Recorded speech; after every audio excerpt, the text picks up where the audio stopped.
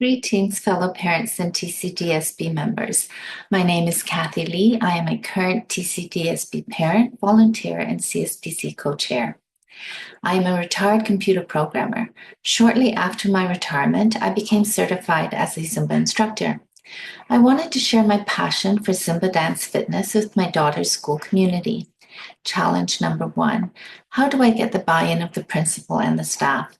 The school was a busy happening place. Would they have time to fit me into their schedule? Having become a SNAP program volunteer shortly after my retirement, I came to know the principal and the school staff. I offered to do a Zumba session for the students. A date and time was set to deliver a Zumba DPA for the school community. The students loved it. Principal R revealed that he had never seen students so engaged during DPA. I declared the event a success. I was asked to deliver further Zumba sessions to the students. Challenge number 2. The very next day after our inaugural Zumba DPA, the TCDSB went into COVID lockdown. How was I going to make good on my commitment to continue leading Zumba DPA for the students? Along came Zoom, and we were delivering Zumba to the students directly to their homes. We scarcely missed a beat. Post-COVID, we formed a Zumba leadership team. The team started with a few brave souls and eventually grew to 43 students strong, notably out of a school population of 120. A place of belonging where simple desire guarantees you membership. Challenge number 3. Principal R moved on to another school. Was this going to be the end of our Zumba movement? No, Zumba continued on at my daughter's school and spread to Principal R's new school. Thus, we Zumbaed on for 3 more years. Challenge number 4. Our Zumba leadership team was brimming with energy, camaraderie, and pride. The team wanted to take their talents and hard work on the road. With no money for a bus, transportation would be on foot. Supervision would come from involved parents. The participating audience would be the neighboring high school special education class. The field trip was a resounding success. Much fun was had by the students from both schools. Our time together ended with a group photo and a group hug. We were given an invitation to return, which we did the following school year. Challenge number 5. Upon seeing the powerful and empowering effects Zumba was having on the students, I now wanted to take my Zumba workshops into as many schools as would grant me an audience. I have since delivered multiple Zumba workshops to 3 more schools, with more to come before the year's end. To my unexpected and pleasant surprise, one of the schools requested a weekly Zumba workshop for the staff. It is heartwarming to see the staff bonding in a non-academic environment, learning, laughing, and growing together, having fun, and getting fit. In conclusion, I hope that I have been able to impart upon you the power of pursuing your passion and the potential that you have to positively impact the lives of all around you. Thank you for listening to my story.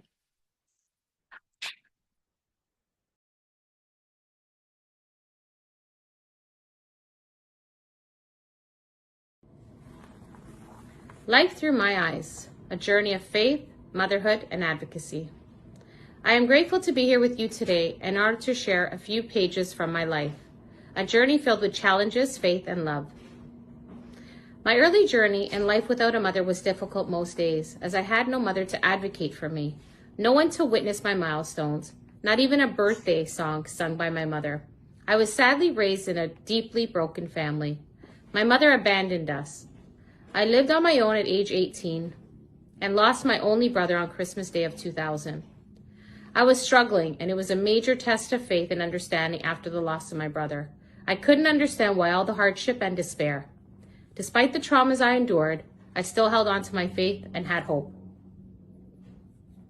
Let's keep focused on the importance of a mom and her faith, seeing her, me, through some of the darkest times while still holding on to my faith. At the age of 36, with 3 little children, aged 2, 3, and 4, I was diagnosed with a benign brain tumor compressing my brainstem. Talk about trying to keep my faith, but I remained determined to face whatever path God had put before me. The problems and challenges throughout the years that I faced as a Catholic mom of 3 children, now 20, 18, and 16, was my children not being listened to on a local level. I started advocating for their rights within the Catholic school system. The thought of me potentially not being there for them to ensure they were okay was a tough reality to face. Well, I like to think I raised my children to advocate for themselves. There were many times where there were challenges and they were heard but not listened to. I had helped them face and document injustices countless times. I reminded them they are resilient and to keep love in their hearts. Meanwhile, as a mom, I was questioning my faith along the journey of motherhood and the school system. Despite the challenges before me, I had to stay focused and overcome all my anxieties for my 3 children, to help guide and encourage them to reach their full potential. I wanted my children to see the God-given talents they had. I wanted to ensure they were being nourished at school to follow the path God had put before them. I would tell them each day, if it's not good for you, it's not good for others. Be kind, be compassionate, and always know you are never alone. God is with you each step of the way. It was paramount that I be their advocate and support them at home in any way I could. Like all parents, we all want to do what is best for our children and will stop to no end to ensure they are in a safe and welcoming environment. The everyday injustices and struggles in the school system was undeniable, from hurtful comments from teachers, social challenges, and friend rejection. There were simple things like, he has to take off his red sweater as it's not uniform. Meanwhile, his elbow buddy was permitted to wear a yellow sweater. If one had to follow the dress code, why didn't all of them? I would ask myself, sounds pretty simple, right? I thought so too. Only to have to go in to speak to a teacher and say, this is not fair. Another time, my son thought his teacher's hair was the coolest thing, like a Superman hairstyle. And he told his friends, look how cool his hair is. And the teacher replied to my son, look at your own messy hair. Talk about lacking compassion and getting on a kid's level. This really hurt him, and he felt quite embarrassed. My daughter faced many challenges in being rejected by her friend group and realizing not all friends are who they say they are. I told my children there are many injustices in this world, and they must try to do our best to continue to have hope and faith that God will always be there. I've encouraged my kids to know Mother Mary because she loves you more than I do. And for those who know me, know I'm a pretty involved mom in my kids' lives. So unconditional love is an understatement, but Mother Mary's love loves you more than I do. And they would look at me like, imagine that. I remained anchored in faith and wanted my children to truly know that Mother Mary's love even surpassed mine.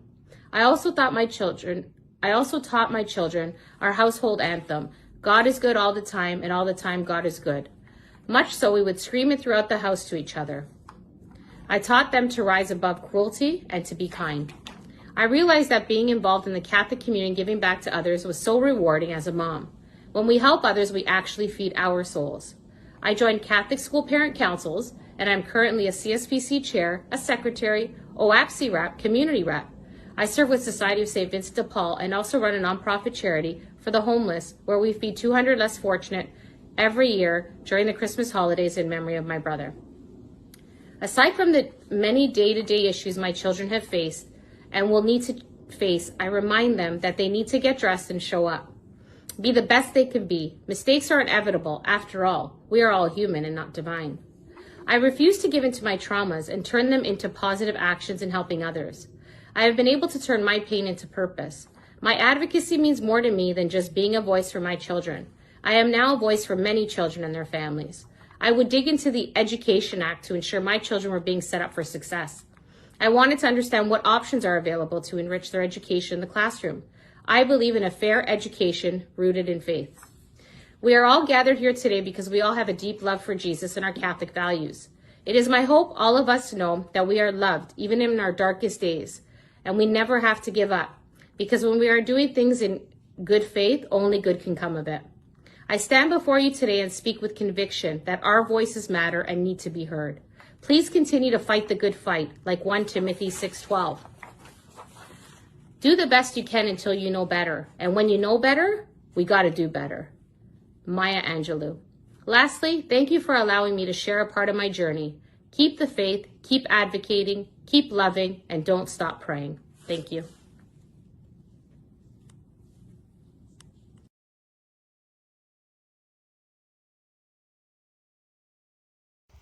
My name is Elizabeth Wiley, and I have 2 children, a daughter in grade 10 and a son in grade 8, who just so happens to be on the autism spectrum.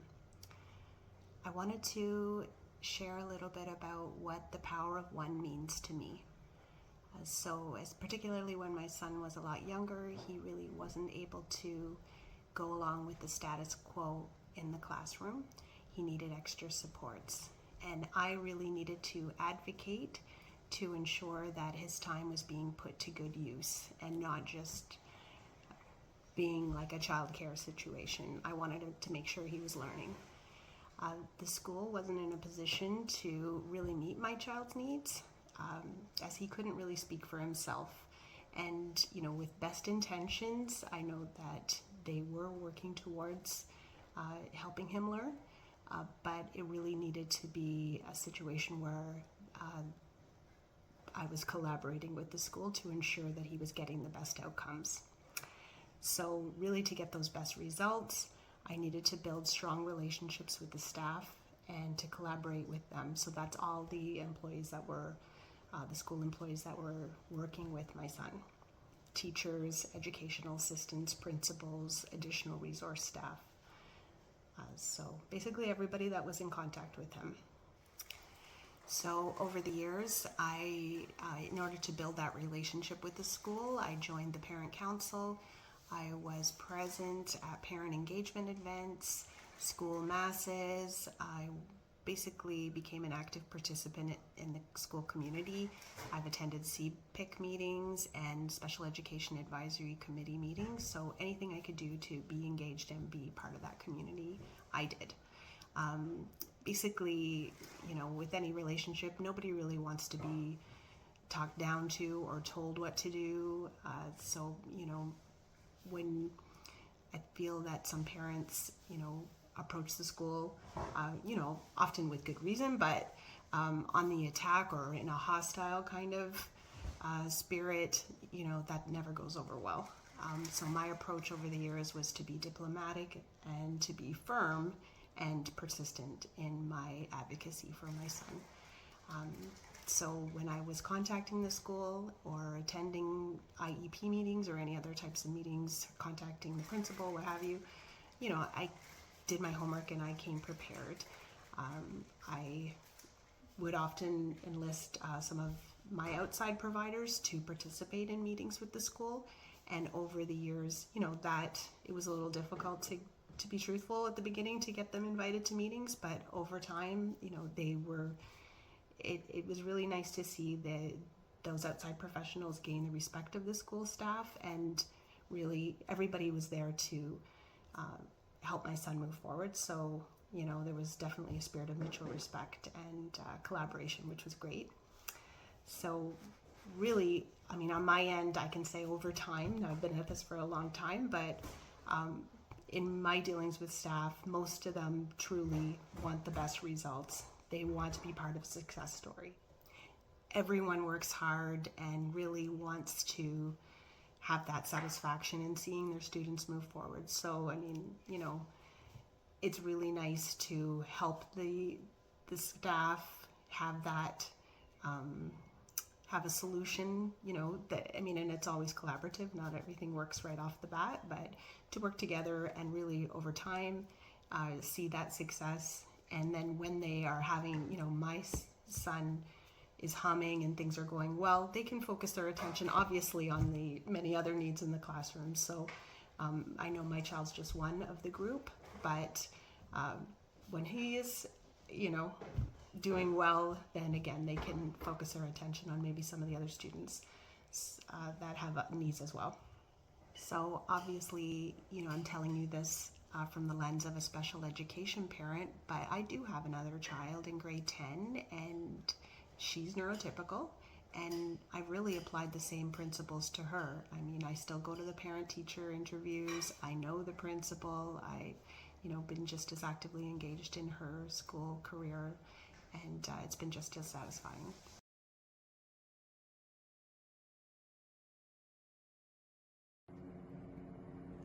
Hello everybody, my name is Joel. I'm one of the UAPSI Toronto Director.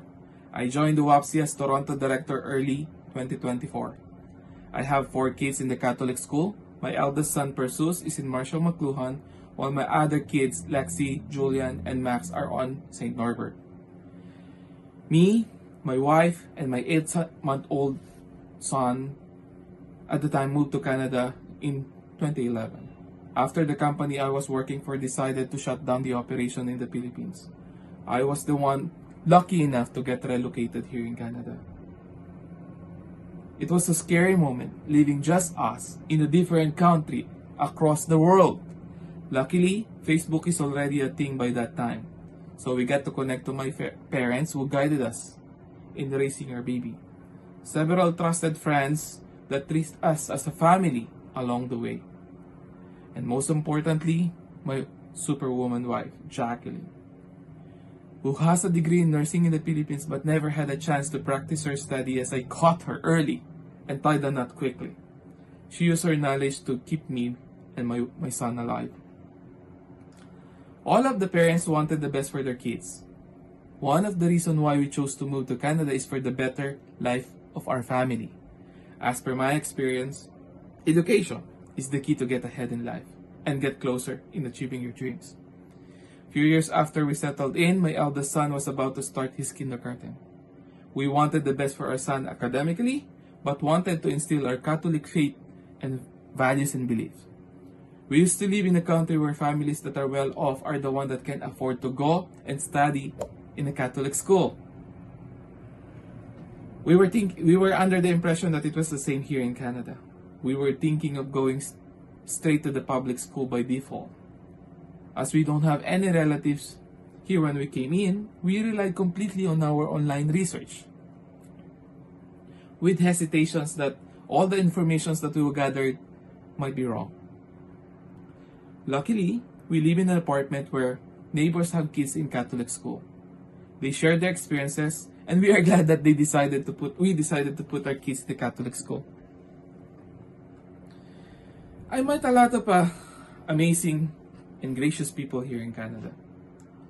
Canadians are, well known to be nice people. I know for a fact that people wanted to help without expecting anything in returns. The biggest blessings I have is my family, especially my wife who supported me 100% all the time.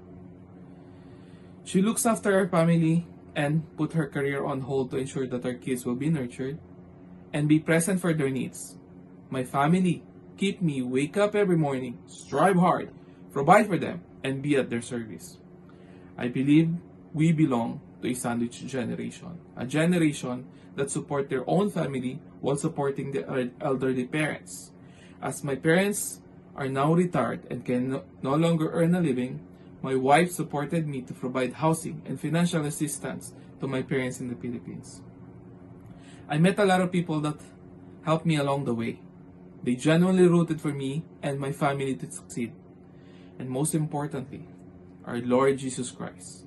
I know that we don't have everything that we want, but God graciously provided everything that we need. This gave me a well-rested sleep at night, knowing that all the challenges that I was going to go through, God will be there to support and provide for me. As we experience a bit of a challenge when my kids starting going to school, I wish I can help parents who is in the current situations where we were, even in my own very small way. As soon as my youngest son started kindergarten, I knew that I need to get involved and be active to what is going on in my children's education, and also I got an extra hours I can share back to the community. I decided to join the Kids Parent Council as a volunteer from the beginning. I met a lot of passionate parents who wanted to contribute for the betterment of not only their children, but all the students. I saw them working tirelessly, planning, organizing, and executing activities that will enrich student experiences in the school. As we are now in the challenging times, it is more important than ever that we get involved and try our best to support our kids. Canada is amazing and a welcoming country. That is why all the nationalities wanted and trying their best to migrate here for a better future. As per my personal experience, we wanted to integrate as much as we can, but we also wanted to introduce to my children some of the traditions and cultures I grew up with. Multicultural is one of the assets of the country. Some of you may or may not agree with it. Some cultures might influence our children in a good and a bad way. we cannot be around them all the time, and we have to rely on the institutions that will help ensures that our kids will learn essential knowledge academically while instilling our Catholic values and beliefs. All parents dream of their kids to excel academically, but more importantly, to grow up to be kind and caring to other people. I encourage you to engage and be active to our children's education. Our children needs you. Meet other parents, teachers, principals, and other supporting staff. Maybe some of the values that are being taught in school you don't agree with. Be aware and voice out your concern. Advocate for the betterment of your kids and other students. We might have different ideas and beliefs, but we share the same goal: our kids' future, our next generation to come. Thank you very much and have a great day.